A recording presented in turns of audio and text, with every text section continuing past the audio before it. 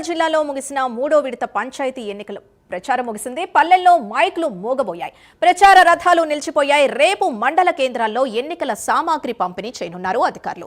ఉమ్మడి జిల్లా వ్యాప్తంగా 654 సర్పంచ్ స్థానాల్లో 34 సర్పంచ్ స్థానాలు ఏకగ్రీవమయ్యాయి. దీంతో 530 సర్పంచ్ స్థానాలు పోలింగ్ జరగనుంది. ఈ స్థానాల్లో మొత్తం 1751 మంది అభ్యర్థులు పోటీ పడుతున్నారు. ఎన్నికలు జరిగే గ్రామాల్లో బిఎన్ఎస్ 163 సెక్షన్ అమల్లో ఉంది. ఎన్నికల నేపథ్యంలో మద్యం దుకాణాలు మూసివేశారు. ఎక్కడికక్కడ తనిఖీలు చేస్తూ ప్రలోభాలకు అడ్డుకట్ట వేసే ప్రయత్నం చేస్తున్నారు పోలీసులు. ఇదే అంశానికి సంబంధించి పూర్తి డీటెయిల్స్ మా కరెస్పాండెంట్ తిరుపతి అందిస్తారు. తిరుపతి, సింధు, ఉమ్మడి వరంగల్ జిల్లాలో మూడో విడత ప్రచారం ముగిసింది. పల్లెల్లో మైకులన్నీ బంద్ అయ్యాయి.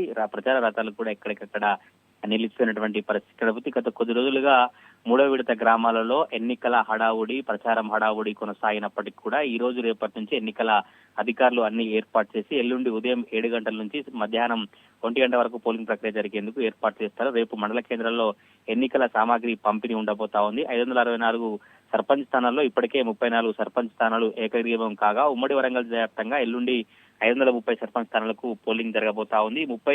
530 సర్పంచ్ స్థానాల బరిలో 1750 మంది అభ్యర్థులు బరిలో ఉన్నారు. 4101 వార్డు స్థానాలకు 9572 మంది వార్డు మెంబర్లు బరిలో ఉన్నటువంటి పరిస్థితి. ఇప్పటికే ఎన్నికలు జరిగేటువంటి గ్రామాలలో బిఎన్ఎస్ 163 సెక్షన్ అమల్లో ఉంటుందంటూ పోలీసులు హెచ్చరికలు జారీ చేస్తూ ఎవరు కూడా ఆ చట్ట విధులు కావచ్చు, ఎన్నికల నియమాలు పాటించాలి. ఎన్నికల నియమాలు ఉల్లంఘిస్తే తప్పకుండా కేసులు నమోదు చేస్తాం, చర్యలు ఉంటాయని పోలీసులు చెప్తున్నారు. ఒకవైపు కవాత్ నిర్వహిస్తూ ప్రలోభాలు అడ్డుకట్ట వేసేటువంటి ప్రయత్నాన్ని పోలీసులు చేస్తున్నారు. ఇప్పటికే మూడో విడత ఎన్నికలు జరిగేటువంటి గ్రామాలలో మద్యం దుకాణాలు అధికారులు మూసివేసినటువంటి పరిస్థితి. గత కొద్ది రోజులుగా మైకులతో, ప్రచారాలతో నాయకులు, ఎమ్మెల్యేలు, మంత్రులంతా కూడా హామీలు ఇస్తూ మా అభ్యర్థిని గెలిపిస్తే ఇటువంటి అభివృద్ధి కార్యక్రమాలు చెప్పినటువంటి వారంతా కూడా ఈ రోజు ప్రచారం ముగిసిన నేపథ్యంలో ఇప్పుడు ఎట్లా ఓటర్లను ఆకట్టుకోవాలి, ఇప్పుడు ఎట్లా ఓటర్లను ప్రలోభాలు పెట్టాలంటే అట్లాంటి ప్లాన్లు చేసినటువంటి పరిస్థితి. మరొక వైపు అధికారులు అయితే ఎల్లుండి పోలింగ్ కు అన్ని ఏర్పాట్లు కొనసాగించినటువంటి పరిస్థితి. ఎల్లుండితో మొత్తం 3 విడతలుగా 3 దశలుగా ఎన్నికల ప్రక్రియ ముగియబోతున్నటువంటి పరిస్థితి కనబడుతుంది. మూడో విడత